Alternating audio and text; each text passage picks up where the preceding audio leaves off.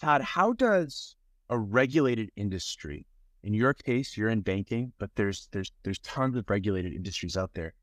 How do they find a way to coincide with those regulatory frameworks that are enforced upon them, while also really allowing for business continuity?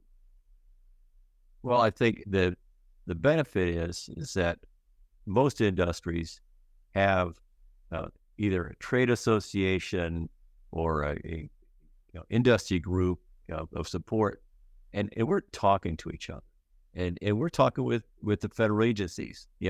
Uh, I've never seen, because everybody kind of makes some comment about federal agencies, but most times, federal agencies, I mean, they're trying to protect the bank and the constituents, and so they're not trying to ding anybody.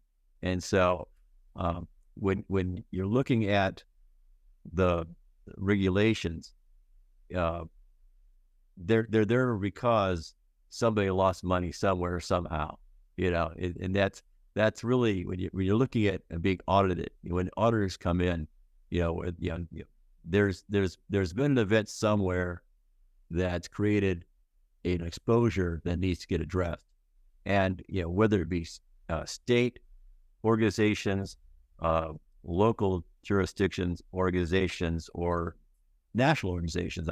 I've got the benefit of setting, been on advisory boards sometimes at some of the national.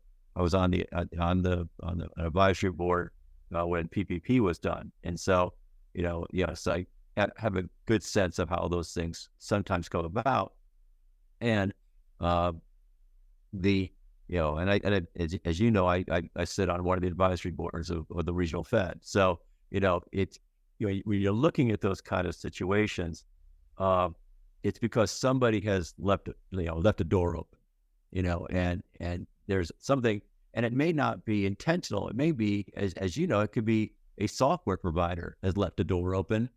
Everybody's using it. We all have our experience with those stories that are out there of somebody who released a patch, or didn't release a patch, and suddenly there's something that can be exploited. And I think the key thing is the ability to use the experts in the industry. Here at ODMB, our chief operating officer and our IT guys are totally vigilant, and I think and very aware of what new exposures. So they educate me, because I can't read every article. Even if I did, I don't have the technical acumen to make things happen.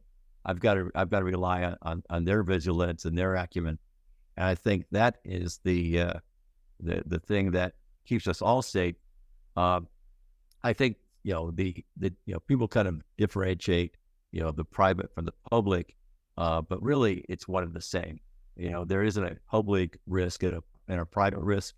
The federal government has the same risks, and sometimes maybe even more so, because it's kind of known that some of their systems are dated, and I think it'd be helpful to have the federal government be able to spend some time update some of those systems.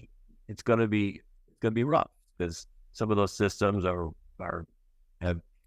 back to the 70s. There's still some COBOL code out there. Yeah, so that to move that to anything near the 80s or 90s, let alone 2023, is going to take moving a lot of dirt. But I think those need to be done, because what happens in the federal government, it will translate into the private sector, because we're all talking to each other electronically. All the stuff we did recently with banks and the federal government for the PP program, that was all electronic, and the systems there in kind of generation one were clunky.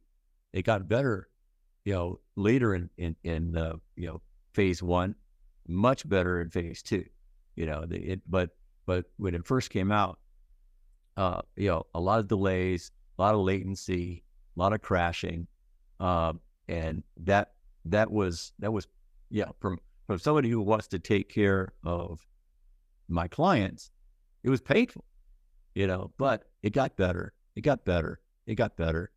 And I think, the same thing generally for the federal government in partnership with the private sector is, the ability to kind of sit down and kind of air what we need to do, fix, and come up with collective ideas on how best to fix them.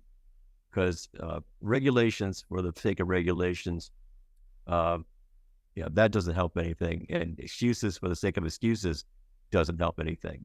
I'm someone who likes to basically fix stuff. I'm a fixer. I'm not an endurer. So if I can be part of the design versus the inherit, I'd rather be part of the design.